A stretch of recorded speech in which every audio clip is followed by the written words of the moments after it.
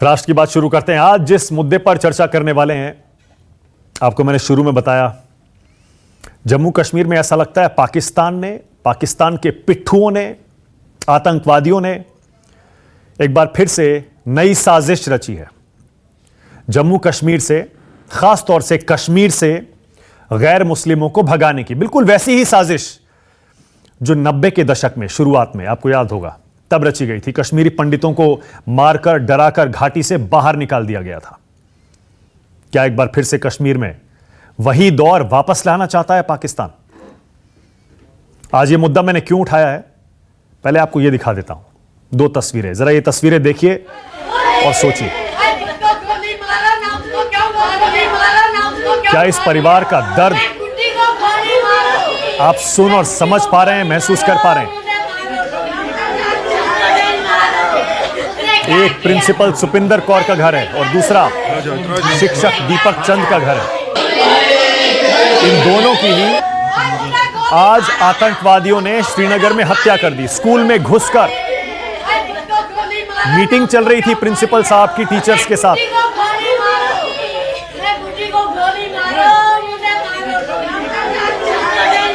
पूरी घटना आपको बताऊं उससे पहले जरा इस परिवार की सुनिए।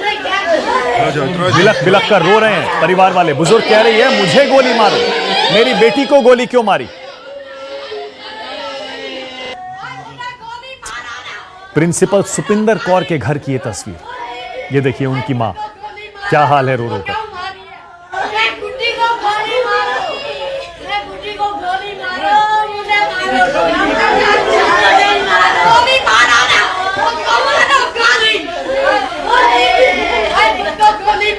अब आपको दूसरी तस्वीर दिखाता हूं। दूसरी तस्वीर देखिए, ये प्रिंसिपल के घर की तस्वीर है, सुपिंदर कौर के घर की, उनकी हत्या के बाद। अब दूसरी तस्वीर देखिए, ये उसी स्कूल के शिक्षक दीपक चंद के घर की तस्वीर है, आपकी टीवी स्क्रीन पर आ रही है। ये देखिए, ये दीपक चंद के परिवार वाले हैं, छाती पीट रहे हैं, रो रहे हैं, बिलख रहे हैं। क्या कसूर था दीपक का? शिक्षक थे, बच्चों को पढ़ा रहे थे, बच्चों का भविष्य बना रहे थे, कश्मीर के बच्चों का, देश के बच्चों का भविष्य बना रहे थे। अब जाहिर है, कौन नहीं चाहता कि कश्मीर के, देश के बच्चों का भविष्य ना बने, बच्चे ना पढ़ें। आप अंदाजा लगा सकते हैं, श्रीनगर का ईदगाह इलाका है, वहां government boys higher secondary school के अंदर घुसकर आतंकियों ने इन दोनों शिक्षकों की आज गोली मार दी। और बताया जा रहा है, ध्यान से सुनिएगा, बताया जा रहा है आतंकियों ने स्कूल में घुसकर सबसे पहले शिक्षकों की पहचान की, उनसे उनके नाम पूछे, उनके आईडी कार्ड मांगे, उसके बाद पहचान की कि इनमें कौन मुस्लिम है और कौन गैर मुस्लिम है। पहचान करने के बाद मुस्लिम शिक्षकों को छोड़ दिया, हिंदू शिक्षक दीपक चंद और सिख प्रिंसिपल सुपिंदर कौर को चुन चुनकर गोलियों से छलनी कर दिया। दोनों की मौके पर मौत हो गई। जम्मू कश्मीर के डीजीपी दिलबाग सिंह कहते हैं कि यह पाकिस्तान की साजिश है। उन्होंने कहा है, जम्मू कश्मीर में भाईचारे को बिगाड़ने के लिए सीमा पार से यह साजिश रची गई है, और सिर्फ भाईचारे को बिगाड़ने के लिए नहीं। कोई भी समझ सकता है पाकिस्तान का यह पुराना खेल पहले भी नाकाम हो चुका है, एक बार फिर नाकाम होगा। पर जरा सोचिए, मानसिकता समझिए। आम आदमियों को पिछले कई महीनों से निशाना बना रहा है पाकिस्तान और उसके पिट्ठू आतंकवादी, लेकिन अब यह अचानक चुन चुनकर गैर मुस्लिमों को क्यों मार रहे हैं? जरा डीजीपी को सुनिए। वो पार में जो एजेंसीज हैं पाकिस्तान में बैठी, उनके इशारों पर इस तरह की नकलो हरकत, इस तरह की साजिशें अंजाम दे रहे हैं ताकि कश्मीर को नुकसान में रखा जाए, कश्मीर में जो बढ़ते हुए अमन के जो कदम हैं उनको रोका जा सके। हम लोग बहुत जल्द ही जो इन केसेस में मुलव्वस लोग हैं, इस दहशतगर्दी, दरिंदगी और वहशत में जो लोग मुलव्वस हैं, जो इंसानियत को निशाना बना रहे हैं, जो जम्मू कश्मीर का आपसी भाईचारा उसको निशाना बना रहे हैं, जो जहाँ का लोकल अथॉस और वैल्यूज़ है उसको निशाना बना रहे हैं, मुझे लगता है कि इनको जल्द ही बेनकाब करने में पुलिस कामयाब होगी। पिछले 3 दिनों में जम्मू कश्मीर में 5 आम लोगों की आतंकियों ने गोली मारकर हत्या कर दी है। आम लोगों की 5। इससे पहले मंगलवार को श्रीनगर में आतंकियों ने बिंद्रू मेडिकेट के मालिक, जो कि जम्मू कश्मीर के एक जाने माने कश्मीरी पंडित और फार्मासिस्ट हैं, एमएल बिंद्रू, उनकी गोली मारकर हत्या कर दी थी।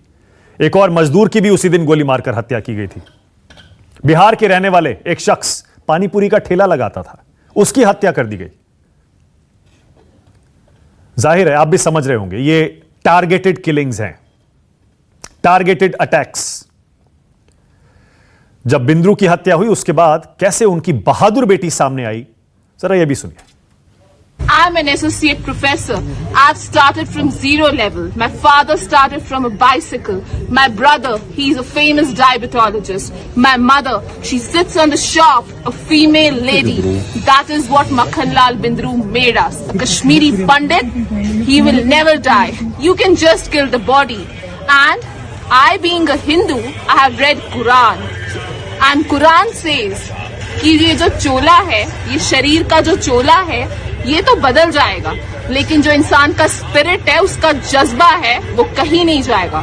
Makhanlal Bindroo will be alive in the spirit. And mister who shot my father dead while he was working, if you have the guts and courage, come in front and have a debate, have an face to face debate with us, then we will see what you are.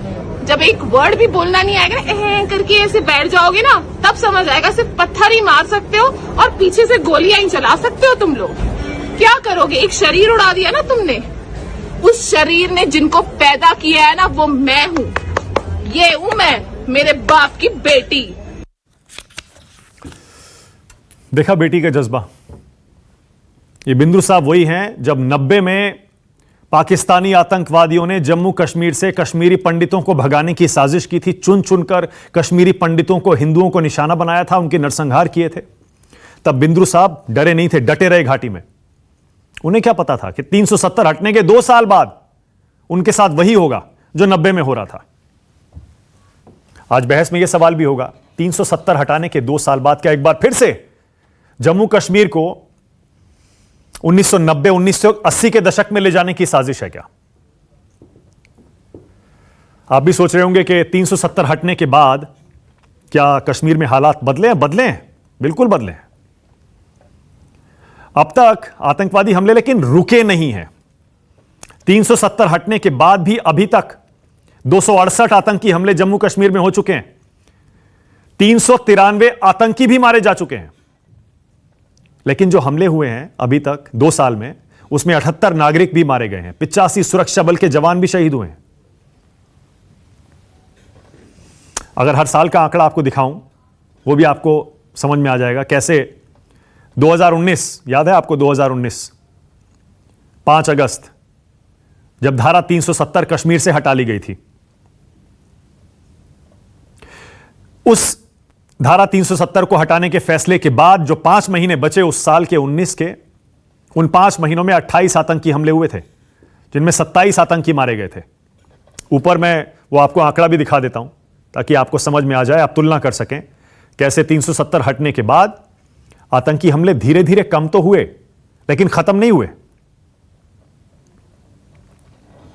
वो आपको विस्तार से दिखाऊंगा थोड़ी देर में। राष्ट्र की बात में हमारा आज का सवाल आपकी टीवी स्क्रीन पर आ रहा है और सवाल बड़ा सीधा है।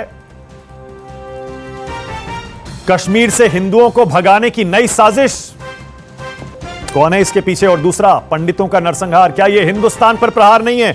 राष्ट्र की बात में आज मेरे साथ बीजेपी से गौरव भाटिया जुड़ रहे हैं, कांग्रेस की तरफ से अलका लांबा आ गई हैं, मेरे साथ इफ्रा जान है, नेशनल कॉन्फ्रेंस की प्रवक्ता हैं और छात्र नेता भी रही हैं, मेरे साथ संजय सराफ जुड़ रहे हैं, कश्मीर से ताल्लुक रखते हैं, एलजेपी के प्रवक्ता भी हैं, और मेरे साथ जम्मू से वो पीड़ित परिवार आप देख रहे हैं जिनके परिवार के सदस्य को बेरहमी से आतंकियों ने गोली मार दी। मेरे साथ पूजा मेहरा और मोना मेहरा है। मोना, आप मुझे सुन पा रही हैं? मोना,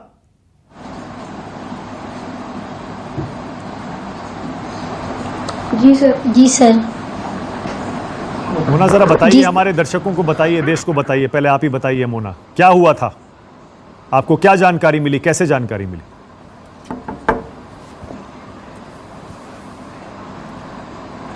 सर हमें तो व्हाट्सएप पे फोटोज आई कि इनका सर हमें तो व्हाट्सएप पे फोटोज आई कि इनका ये फोटो है कि ये आपके घर की है या मतलब आपके घर के ब्रदर की है या किसकी है। तो हमने जैसे ही उनको देखा तो हम शॉक में थे कि ये नहीं हो सकता ऐसा।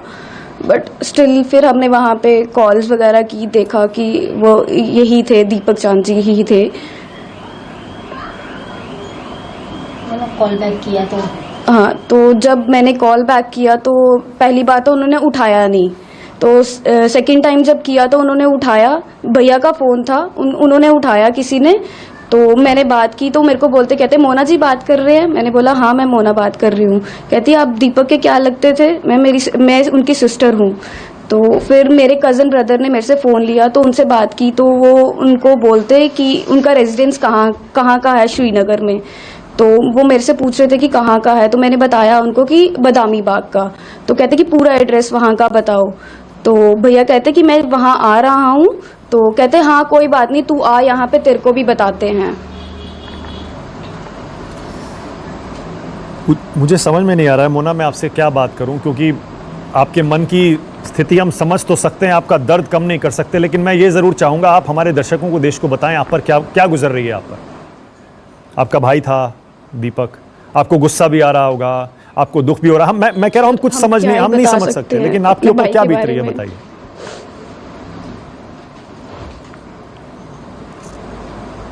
जी सर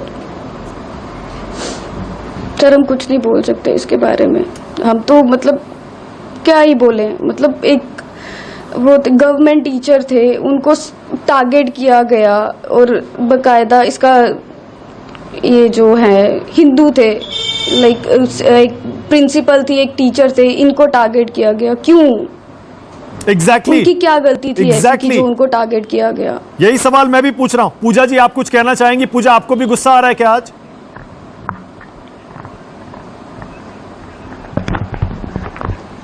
सर क्या बोलेंगे, हमारी तो फैमिली ही ख़त्म हो गई ना।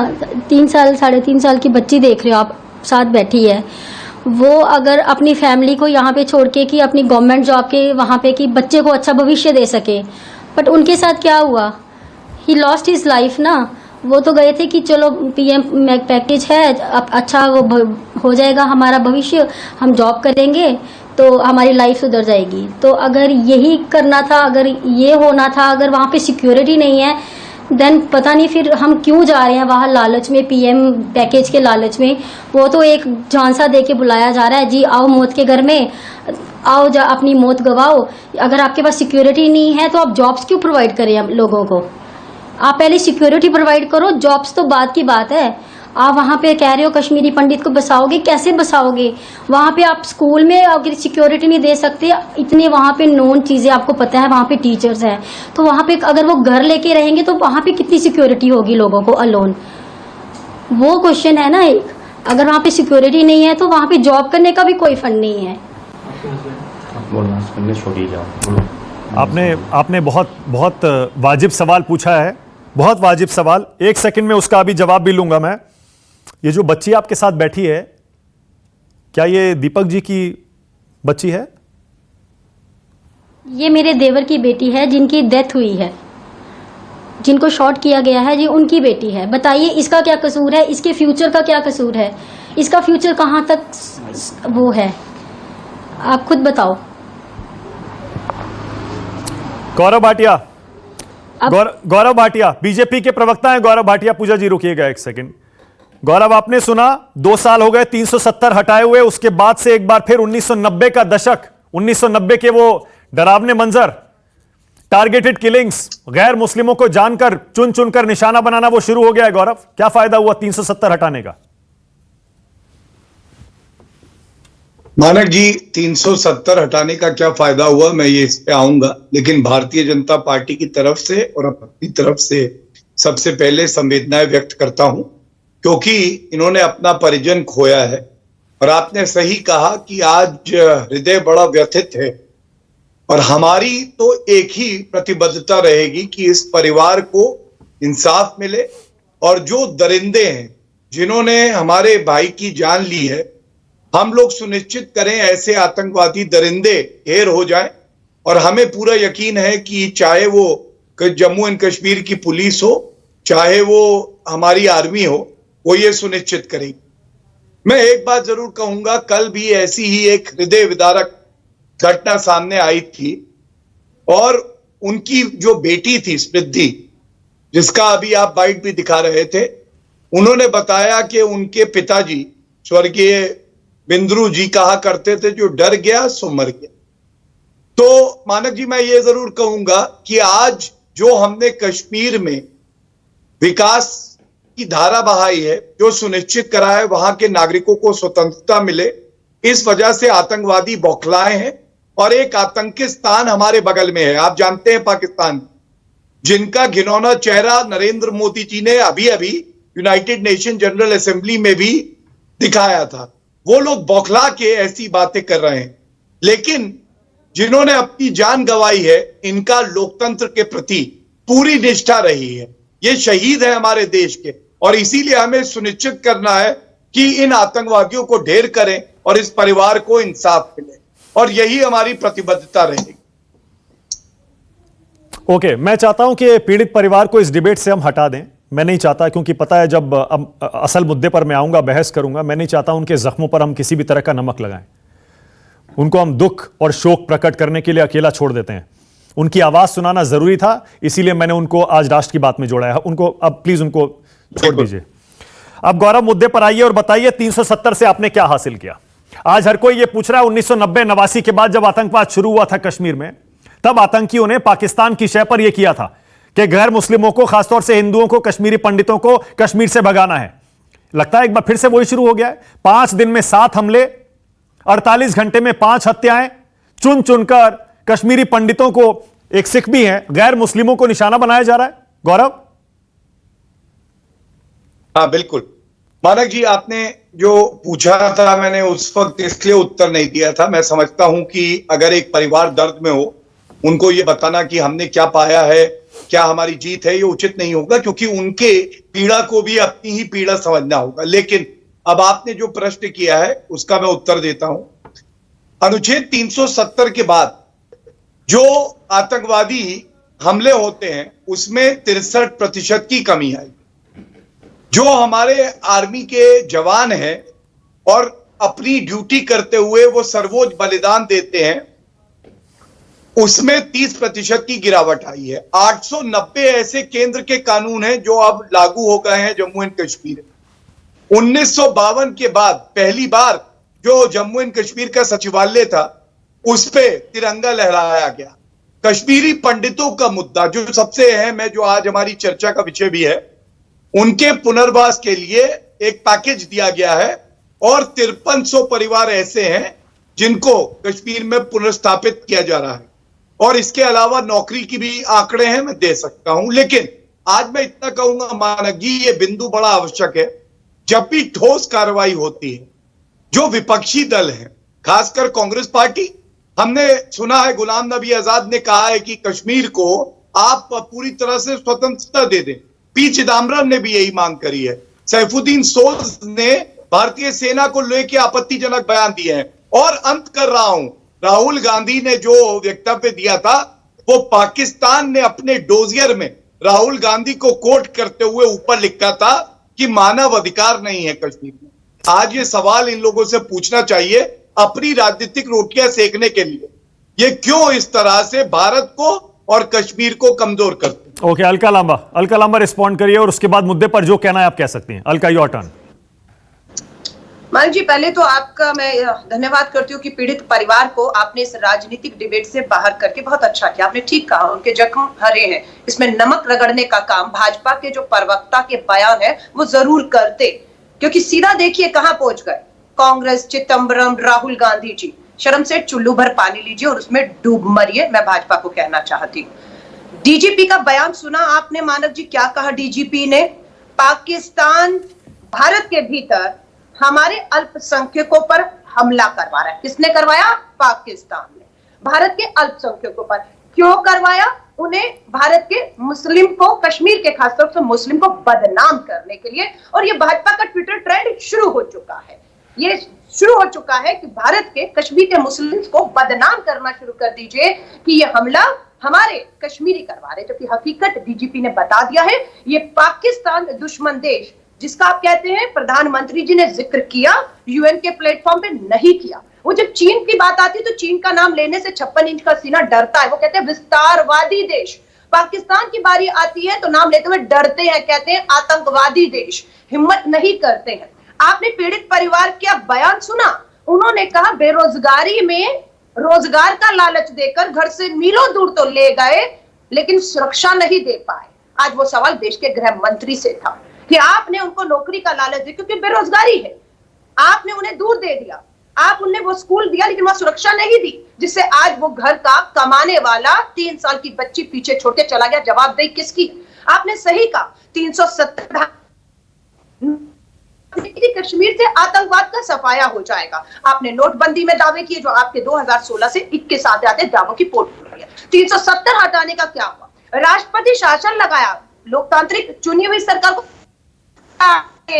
और आपने वहां राष्ट्रपति शासन लगा दिया। आपने वहां विधानसभा के चुनाव नहीं होने दिए। ओके, अलका, हत्या कर रहे हैं। अलका, आपके सामने अलका, बीजेपी ये भी कह रही है, गौरव मुझे पता है उस बात को रिपीट करेंगे अभी डिबेट में आगे, वो ये भी कह रही है कि सारे के सारे विपक्षी नेता राहुल प्रियंका खासतौर से लखीमपुर तो चले गए, क्या वो श्रीनगर भी जाएंगे? क्या इन पीड़ितों के पास भी जाएंगे? क्या क्यों नहीं जाएंगे? लेकिन ये सवाल करते हुए मैं फिर दोबारा से कहूंगी, एक बार फिर चुल्लू भर पानी लीजिए और डूब।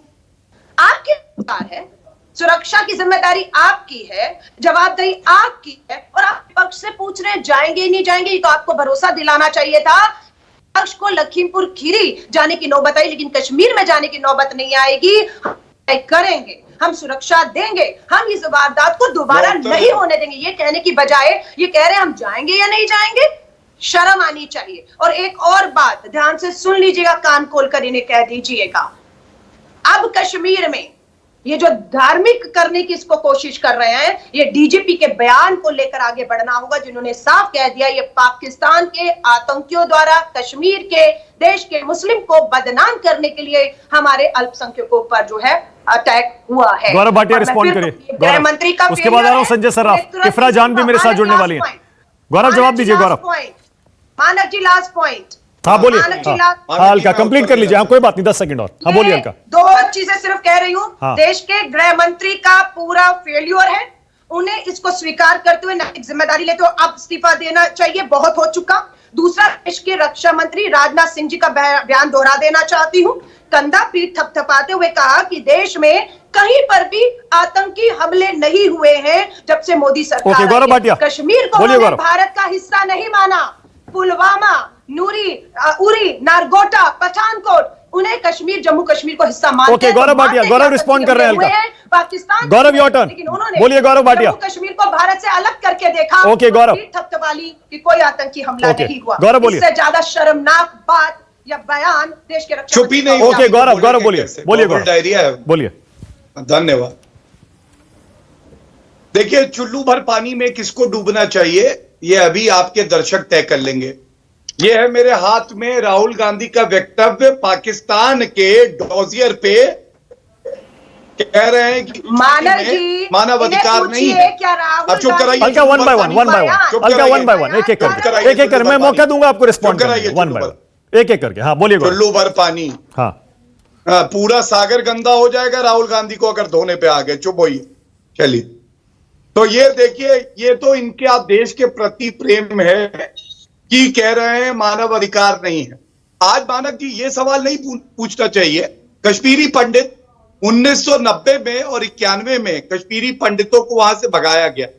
उसके बाद 15 साल से ज्यादा कांग्रेस पार्टी सत्ता में रही। मैं पूछना चाहता हूं, मैंने तो अभी आंकड़े दिए पुनर्स्थापित करने के लिए नरेंद्र मोदी जी क्या किया। वो हल्ला केवल तुष्टीकरण की राजनीति थी। अब आप दूसरा देखिए, ये अधीर रंजन चौधरी हैं कांग्रेस पार्टी के। जब अनुच्छेद 370 हटाने की बात हुई जो कि अस्थायी प्रावधान था, उन्होंने वक्तव्य क्या दिया संसद के पटल पर। उन्होंने कहा कि यह मामला यूनाइटेड नेशन में लंबित है। ये इनकी ही प्रतिबद्धता है देश की अखंडता के प्रति। तीसरी बात, यासीर मलिक। तीसरी बात, हमने क्या बदला है ये मैं जरूर बता दूं आपको। देखिए, आज जो अलगाववादी थे वो जेल की सलाखों के पीछे। एक तस्वीर है, वो दिखा दूंगा अगले भाग में। यासीन मलिक मनमोहन सिंह जी से प्राइम मिनिस्टर हाउस में मिल रहे हैं और मनमोहन सिंह जी पूछ रहे यासीन मलिक से, तुम बताओ कश्मीर की पॉलिसी क्या होगी। यासीन मलिक के खिलाफ कार्रवाई किसने करी? हमारी सरकार ने करी। और मैं फिर से कहूंगा कि हमें आतंकवादियों को ढेर करना आता है। पाकिस्तान को बालाकोट एयर स्ट्राइक और सर्जिकल स्ट्राइक गौरव, तो फिर ऐसा क्या हो गया कि आतंकियों के हौसले इतने बढ़ गए? यही तो आज सवाल पूछ रहा हूं मैं। इतने हौसले बढ़ गए उनके। 48 घंटे में 5 आम लोगों की हत्या, 5 दिन में 7-7 हमले, चुन चुन के स्कूल में घुस के दिन दहाड़े और टीचर्स को मार रहे हैं, नाम पूछ के, आईडी चेक करके। फार्मासिस्ट की दुकान में घुस के गोली मार दी। इतने हौसले क्यों बढ़ रहे हैं उनके? मानक जी देखिए, ऐसा है, जिसको आपको लगता है हौसले बढ़ रहे हैं, मैं कह रहा हूं ये लॉ फड़क रही है क्योंकि भुजने वाली है ये लॉ। और क्यों ऐसा कहता हूं? अगर एक भी नागरिक की जान जाती है तो वो बहुत ज्यादा है, हमें पीड़ा होती है। सुरक्षा कर्मी अपना काम भी करते हैं, लेकिन जब उनको पता चला, आतंकवादियों को भी, अलगाववादियों को भी, पाकिस्तान को भी, कि ये सरकार अगर हम आतंकवाद को बढ़ावा देते, बातचीत नहीं करेगी, तो एज अ लास्ट रिजॉर्ट क्या करेगा व्यक्ति? इसी तरह की घटनाओं को अंजाम देगा। संजय सराफ, उसके बाद इफ्रा भी आ गई है, इफ्रा के पास भी जाना है। संजय सराफ तोड़ देंगे, संजय सराफ बताइए जरा, क्योंकि आप तो कश्मीर से ताल्लुक रखते हैं, जैसा गौरव बता रहे हैं, क्या यह सही है? क्या यह फ्रस्ट्रेशन है पाकिस्तान की और आतंकवादियों की? क्या वाकई में वो लॉ बुझने वाली है, इसीलिए फड़फड़ा रही है क्या?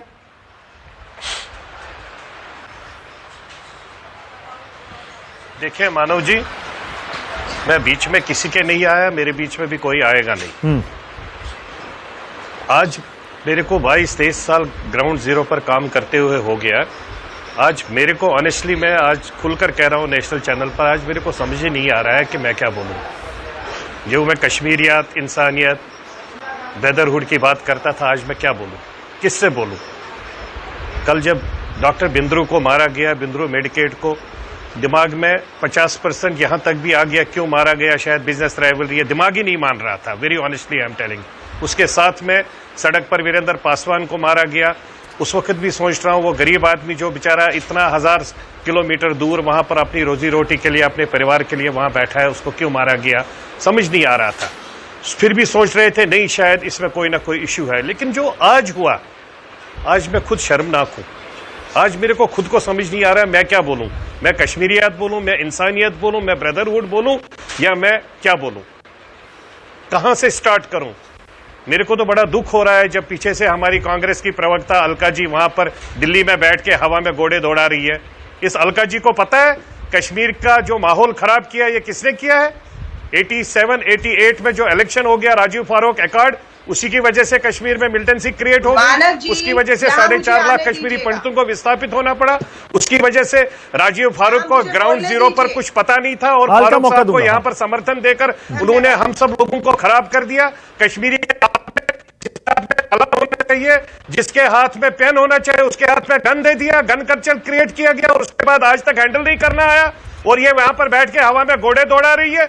इनको लखीमपुर दिख रहा है, लखीमपुर में जो हुआ हम सबको दुख है। क्या कश्मीर में लोग मारे नहीं जा रहे? एक बच्चा बटमालून में मारा गया, एक बच्चा करणनगर में मारा गया, लोकल कश्मीरी मुस्लिम था। उसके बाद में कश्मीरी पंडित बिंद्रू जी मारे गए, उसके साथ में वीरेंद्र पासवान मारा गया। आज और 2 सरदार हमारी बहन मारी गई और बेचारा ये कश्मीरी पंडित और एक मारा गया और ये हवा में घोड़े दौड़ा रही है। ओके संजय, एक सेकंड, संजय जी एक second, one second, Sanjay ji one second, एक सेकंड। ठीक है, ओके, आपका राजनीतिक आरोप है कि यूपी में इलेक्शन है इसलिए विपक्षी नेता वहां जा रहे हैं। ओके, ऑल राइट, एक सेकंड में हल्का जवाब दे रही है, लेकिन मेरा सवाल आपसे अभी भी वही है जो मैं शुरू से पूछ रहा हूं। सरकार में तो आप हैं, आपका मतलब एनडीए है, जम्मू कश्मीर आपके अंडर है, सिक्योरिटी वहां की आपके अंडर है, एलजेपी जाहिर है भी एनडीए का हिस्सा है ना, इसीलिए मैं आपसे पूछ रहा हूं। और आप कांग्रेस को घेर रहे हैं। अरे भाई 2014 के बाद तो आपकी सरकार है और अब 2 साल हो गए 370 हटाए हुए संजय जी, उसके बाद भी आप कांग्रेस से सवाल पूछ रहे हैं। नहीं, देखिए किसकी जिम्मेदारी है अगर कश्मीरी पंडितों को एक बार फिर से चुन चुन के मारा जा रहा है? इसलिए सवाल पूछ, देखिए मानो नहीं, देखिए मैं कांग्रेस को इसलिए सवाल के घेरे में ले रहा हूं जब कांग्रेस दूसरी बात कर रही है। कांग्रेस फिर से वही बात कर रही है, इनको जी नौकरी दे दी, इनको रोजगार दिया, सिक्योरिटी नहीं दे दी। अरे भाई क्या आप परिवार ने बोला है 2000, 4000, 5000 लोगों को मानव जी पैरामिलिट्री सुनाइए फोर्सेस के थ्रू सिक्योरिटी मेरे को वहां ग्राउंड जीरो पर मेजॉरिटी लोगों से आज आपके माध्यम से यह गुजारिश करना चाहता हूं कि वो सड़क पर आ जाए, वो ग्राउंड जीरो पर आ जाए और बताए कि कश्मीरी पंडित को क्यों मारा जा रहा है और कौन मार रहा है।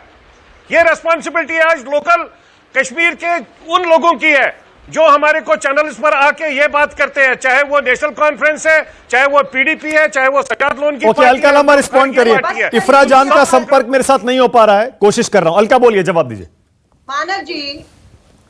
मानव जी हाँ बोलिए अलका, बोलिए। उसको अगर इनसे पूछिए कहां बैठे, मैं दिल्ली में बैठी क्यों मारा जा रहा है?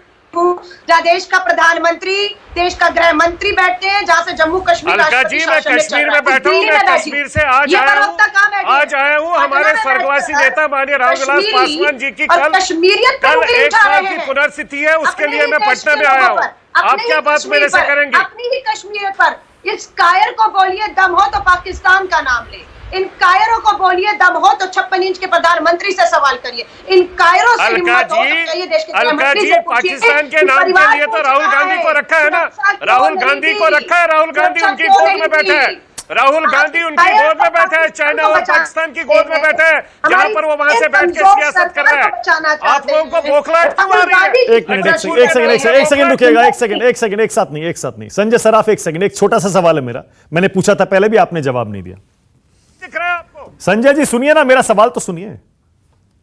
आपने जवाब नहीं दिया, मैंने ये पूछा था तो कल कश्मीर में। अरे संजय जी सवाल तो सुन लीजिए। संजय जी मैं समझ रहा हूं आप गुस्से में हैं, सुन तो लीजिए, लेकिन गुस्सा सही जगह डायरेक्ट करिए ना, मैं यही तो पूछ रहा हूं। अरे भाई कश्मीर में कर रही है ना, अरे सुन, सवाल तो सुन लीजिए संजय सराफ। एक मिनट, अलका एक सेकंड, 1 सेकंड, मेरे सवाल का जवाब नहीं मिला। 1 सेकंड संजय जी, मेरा सवाल तो सुन लीजिए। मेरा सवाल बड़ा सीधा है, कौन है जम्मू कश्मीर में आतंकवाद के आज के हमलों के लिए, कश्मीरी पंडितों पर हमले के लिए कौन जिम्मेदार है? राहुल गांधी है क्या? आप राहुल को घेर रहे हैं। अरे उनको सरकार से बाहर गए हुए 7 साल हो गए, कौन जिम्मेदार है? ये पूछ रहा हूं मैं भाई। इसमें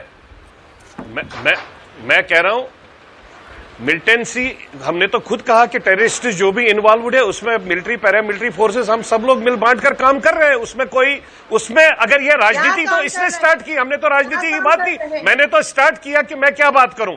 मैंने तो बोला मैं शर्मनाक हूं, आज मैं कुछ ओके हल्का, आप राजनीति कर रही हैं। Okay all right, okay Lakhimpur में राजनीति कर रही हैं क्योंकि वहां इलेक्शन है, कश्मीर में राजनीति कर रही है क्योंकि आपको सूट करता है। अलका लांबा बोलिए। देखिए, उत्तर प्रदेश में इनकी सरकार, जम्मू कश्मीर में इनके अधीन सब कुछ चल रहा है। दोनों तरफ ये सरकार पूरी तरह से फेल और नाकाम हो जाती है और हमसे कहती है आप लखीमपुर हमारी विफलता पे गए हैं, आप जम्मू कश्मीर में भी हमारी सरकार की नीतियों की विफलता पर वहां पर भी आइए। अरे डूब मरिए, शर्म करिए। आप हमें कह रहे हैं हमारे राज्य में हम विफल हो गए, आतंकियों को नहीं रोक पा रहे, नागरिकों को सुरक्षा नहीं दे पा रहे। राहुल प्रियंका जी अब आए, उनकी न्याय की लड़ाई आवाज उठाएं। अगर आप कांग्रेस से उम्मीद कर रहे हैं तो कांग्रेस कहे ना कहे ये काम करेगी और करती रहेगी। आप कायर लोगों में हिम्मत हो तो सोनिया जी, राहुल गांधी, प्रियंका गांधी से सवाल करने की बजाय देश के प्रधानमंत्री और गृह मंत्री से सवाल करिए, देश के रक्षा मंत्री से सवाल करिए। पाकिस्तान का नाम लेकर डीजीपी कह रहे हैं आपके पार्टी का स्टेट नेशनल प्रेसिडेंट बना रखा है, कायरता आपकी है, हमारे मुस्लिम भाई बहनों को, हमारी कश्मीरियत को बदनाम करने की कोशिश है और उन्हें बदनाम करने का काम देश में भाजपा सत्ताधारी और उनके सहयोगी कर रहे हैं, जिनमें हम इन्हें कामयाब नहीं होने देंगे। न कश्मीर बदनाम होगा, न कश्मीर का मुस्लिम भाई बहन बदनाम होंगे, न कश्मीरियत बदनाम होगी। इसे बदनाम करने का काम पाकिस्तान में सुनियोजित तरीके से किया जा रहा है। करने का काम आप लोगों ने किया पूरी तरह से। ओके 1 सेकंड, ओके एक सेकंड, गौरव भाटिया को लाइए। गौरव भाटिया, गौरव बार बार अलका लांबा डीजीपी साहब के बयान की तरफ इशारा कर रही हैं और वो कह रही हैं कि आप शायद इस स्थिति का फायदा उठाना चाहते हैं। हमला पाकिस्तान ने कराया, कश्मीर और देश के मुसलमानों को बदनाम करने की पाकिस्तान की यह साजिश हो सकती है। वो उल्टा आरोप लगा रही हैं कि शायद आप इसका फायदा उठाने की कोशिश कर रहे हैं। आप गौरव। मानक जी, बार बार कहा जा रहा है डूब मरिए। ऐसा लगता है आजकल कांग्रेस पार्टी में जब से उनका टाइटैनिक जहाज डूबा है तो वो डूब मरिए ही करते हैं सब लोग। लेकिन इनको चुप करा लीजिए। मानक जी, दर्शक भी देखते हैं, उनको लगता है कौन सा बौखलाया प्रवक्ता आता है 3-4 मिनट बोलता है, उसके बाद जब हम जाते बोलते हैं तो बीच में अपने कूद पड़ता है। चश्मे से अपने हाँ, चश्मे से अपने करा- नजरिए से कश्मीर दिखाते हैं। वन बाय वन हकीकत अलका, वन बाय सामने। वन एक एक करके। हाँ बोलिए। हाँ देखिए, मैं बिंदुवार तरीके से उत्तर देता हूं। 56 इंच की छाती, 56 इंच की छाती, अरे जिनकी 6 इंच की छाती नहीं, वो भी आजकल 56 इंच की छाती वाले से सवाल करते हैं। तो मैं बताता हूं, जब सवाल तो पुलवामा उसी से हमला हुआ करेंगे ना, चुप देश के कराइए मानव प्रधानमंत्री जी। से Alka Alka Alka Alka, one by one एक एक करके। प्रवक्ता, हाँ जम्मू कश्मीर में धन्यवाद। फैसले उन्होंने किए हैं, जिम्मेदारी चुप उनकी करा है। लीजिए, जवाब शांत Alka, you made your point. हम लोग को- Alka, you made your point. हाँ गौरव। धन्यवाद।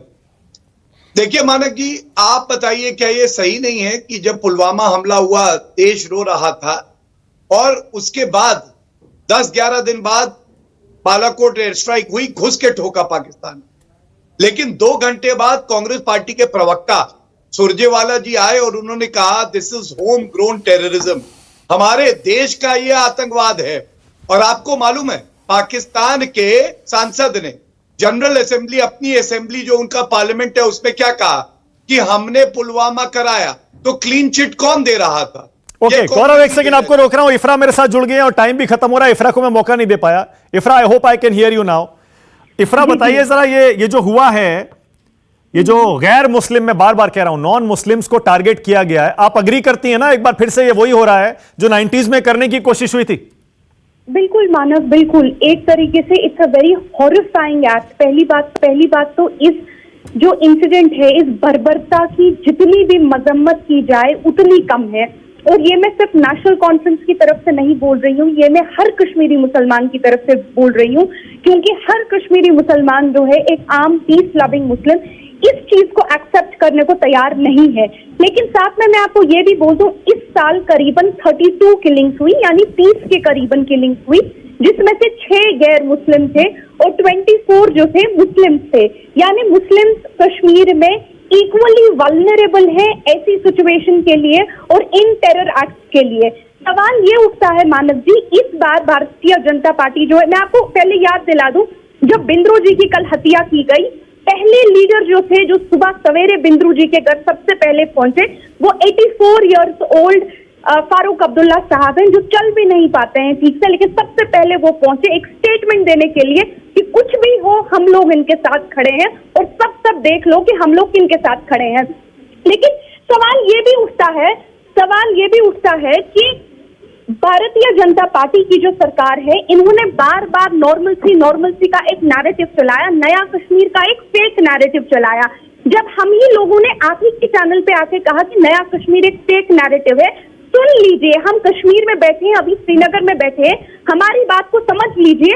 हम ही लोगों को एंटी नेशनल कहा गया, हम ही लोगों को टेररिस्ट कहा गया और कहा कि आप देश के विकास में आप साथ नहीं देना चाहते हैं, आप लोग पाकिस्तान के प्रवक्ता हैं। जब हमने सवाल उठाए मिनिस्ट्री ऑफ होम अफेयर्स के डेटा पे, जब हमने कहा देखिए एमएचए का डेटा खुद कहता है कि मिलिटेंट रिक्रूटमेंट जो है इसमें इजाफा हो रहा है, जब हमने कहा कि ग्रेनेड अटैक्स जो है इसमें इंक्रीज हो रहा है, जब हमने कहा कि श्रीनगर जो था, जो अभी तक एक सेफ एरिया माना जाता था, तब श्रीनगर में उतने एनकाउंटर्स हुए। इस बार पिछले 10 साल में श्रीनगर में हाईएस्ट नंबर ऑफ एनकाउंटर्स हुए हैं, क्योंकि Srinagar was considered to be a safe area. अब श्रीनगर जैसे डिस्ट्रिक्ट में और शुपियान के डिस्ट्रिक्ट में इक्वल नंबर ऑफ एनकाउंटर्स हो रहे हैं। अगर आप समझ नहीं पा रहे ये कितनी बड़ी बात है। शुपियान जो था वो इस चीजों का गढ़ माना जाता था और श्रीनगर सेफ एरिया माना जाता था। अब सवाल ये भी है कि कोई सेफ एरिया जो है अब कोई रहा नहीं है।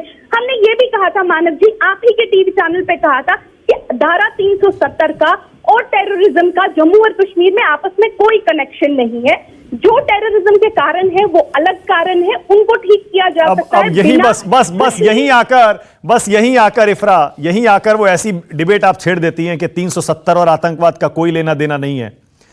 तो जैसा आप कह रही थी कि कोई असर नहीं हुआ, ऐसा नहीं है। और आंकड़े अपनी कहानी खुद कहते हैं। मैंने इसीलिए स्क्रीन पर दिखाए, कहे तो फिर से एक बार जरा लाइए स्क्रीन पर। वो आंकड़े मैं दिखा रहा हूं 2019 में 5 अगस्त जब ये धारा 370 हटाई गई, उससे पहले, उसके बाद, फिर 2020 ये देखिए, और उसके बाद 2021।